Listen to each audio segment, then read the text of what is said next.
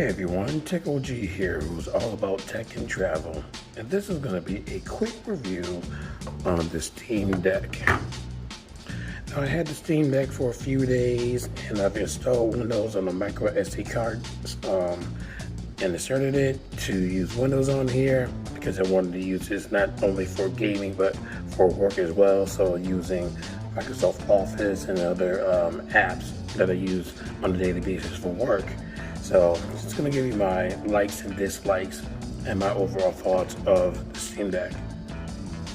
Okay, as far as my likes, first thing that I've noticed, definitely taking it out the box, it's not too heavy. So that is a nice perk to have. It doesn't weigh you down. It's not going to weigh you down in your bag when you have your other peripherals and things that you use on your everyday. So it's not that heavy. I don't know the exact weight. We gotta look that up. But I mean, just feeling it. I mean, it feels like 1.4, 1.5 pounds. It's really not that heavy at all. So I was really impressed with the weight. The next thing I like, of course, is the powerful specs. I mean, having a device that's made, in today's times, made right now, 2022, it has some really good specs, and that's really cool because you can play a lot of cool AAA titles, PC titles on this device and not worry about slowdown or it not working or whatnot. Now, because this is running on Linux, there are times where you may install a Windows game through, what is it, Proteus or Proton, one of those two names, where it tries to configure it to work with Linux. Sometimes you might get a game that may not work, but like I said, down the line it may work, so that's why you have to look at that compatibility list to see what games will work and will not work. But for the most part, it plays a lot of games, a lot of cool modern games, and it plays at pretty good frame rate, 30, 40, 50 frames per second for a lot of these games. Control plays well on here. You've seen videos on YouTube, Spider-Man Remastered plays incredibly well on this device, so it's incredibly powerful. This does have, you can say, standard battery life, so you can expect, and you will always expect for a handheld device to play your AAA titles an hour, hour and a half on battery. That's pretty standard. And if you're playing indie games, smaller games, emulators, you can probably get up to 6 hours of battery life, and that's again standard. And comparing to other handheld devices such as your GPDs, your One netbooks, your IAs, they all pretty much run the same way, hour, hour and a half. If you tweak it, blase, up to 6, maybe 7 hours. Like I said, depending on the work that you do on the device. So standard battery life is good in any case. Now, I haven't tested it just out of the box in Linux, but I have seen the videos, and this does have a cool interface. SteamOS looks pretty cool, looks easy to use, menus are cool, font is big, so you're not squinting, not really trying to search for anything, it's all right there. So the interface is pretty good for your average or even your beginning user of handheld devices. Another thing that I like, that's a cool part, optional Windows install. Like I said, I've installed Windows ago on a micro SD card slot, put it in our micro SD card, put it in, started it up, went through the installation process, and it worked. It was pretty cool. And I have meant to put everything on and get everything installed this weekend, but something unfortunate happened that I'm about to tell you in my dislike list. But again, optional Windows install, and Steam does provide the drivers for Windows to work on the website, so that is pretty awesome. And the last thing I like about this, if you're a gamer and you're just gonna game on this device, this is fantastic for gaming. I mean, like I said, having to be able to play AAA titles on here at great frame rates, but like I said, if you know how to tweak it, get even higher, it's fantastic to be able to play games that you would normally play on a gaming laptop or a gaming desktop or a tower in a handheld form where you can take everywhere with you. I mean, even though you can get an hour and a half tops to run this out of the box battery, it's still cool to be able to take this with you and play your game. I mean, if there's a way to transfer your save from here to your PC, then that'll be even better. But like I said, being able to play your games on the go, especially your PC games, is awesome. All right, now it's time for the dislikes. Oh man, I mean, my list is not that big, but one particular thing really got me upset. First thing, small thing, this will not deter you from buying a device. It's too wide. I mean, like I said, I understand why they made it wide, to disperse weight all across so it was not that heavy, but it is kind of wide. I mean, it does feel good on the hands and everything, but man, kind of wide. So you need yourself a sizable backpack to carry this. That's it. I mean, like I said, it's not a big thing. It's not a deal breaker that will stop you from buying a device. But for those of you who like small and sleek, like the Aya Neo Air, yo, that thing is small, sleek, OLED screen, awesome device. But like I said, if you definitely want more power, because this is definitely more powerful than the Aya Neo Air, then definitely have your sights on this device. Another thing, and this might be a deal breaker for some, because this kind of bothered me, there's only one USB-C port, only one I/O port. This is terrible. Why is it terrible?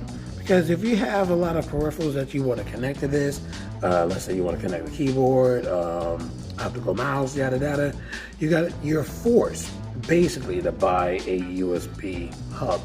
You have to buy one. You gotta get one. You have no choice, because the hubs will provide you with a lot of ports. Now, if they had the ports on here, then that would have alleviated you from buying a hub. But for this to not even have a USB 3.0 or 3.1 hub I/O port, that's bad. Even at the higher tiered ones, you only have one port. So, or the higher price ones, I should say. And that's terrible. So you're forced to buy a USB C hub, in order to plug in multiple devices. And this last dislike is, I don't know if it's going to be unique to me. I'm pretty sure someone else had this problem, but this kind of upset me, because I was gung-ho of installing all of my emulators, games, Microsoft Office, everything on here. And I was more than halfway done until I had to do an update, Windows update. And I did the update, and it would show the restarting screen, show the little circle, and man, did it show that circle for a long time. It was stuck. Again, not being totally familiar with this, but I do know you hold the power button down, it'll turn completely off. When I did that and started it back over, the deck could not recognize my SD card. And from what I knew, it wiped it out. It wiped the SD card, micro SD card, completely out. I was livid. I had to go on my computer, because it did, like I said, it did not show up. Took it out, put it on my regular PC, didn't show up there. It made the sound that it was inserted, but it did not show up. The drive letter didn't show up, folder didn't pop up. I had to figure out how to reformat it, wipe it completely out. Stuff was still on the card, but I couldn't see it. It was there, but it wasn't there. Put it like that.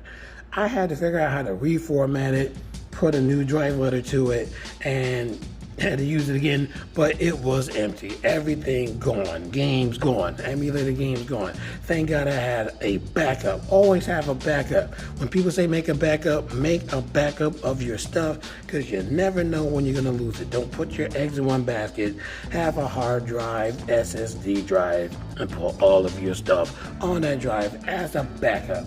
I'm telling you, if you lose all your stuff, and it took you years to collect your stuff, you will be livid. But like I said, I was livid that it was erased, livid that I had to spend hours, and I mean hours, to figure out how to reformat it, but got the card back because it was a 1 terabyte card. I was not gonna lose that card. That card cost me a good penny, because I bought it a couple of years ago when it was at a high price. So like I said, I wasn't losing a card, reformatted it, and I said, I'm not going to go through that again. I'm not going to spend days on putting stuff back on the card because you know the transfer speed is not that cool. I got an A1 card, so A1 speed, man, I was getting like 34 megabytes per second. Not bad, but not great. I'm trying to get 300 plus megabytes per second, like an SSD drive. So I said, I'm not going to go through that again. I said, hey, this was not really made for Windows. It's made just for gaming, period, in the story. So that's my big gripe about this.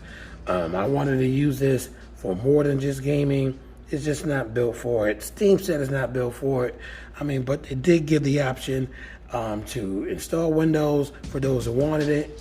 But again, it's not made for Windows. So that's just all I have to say about that.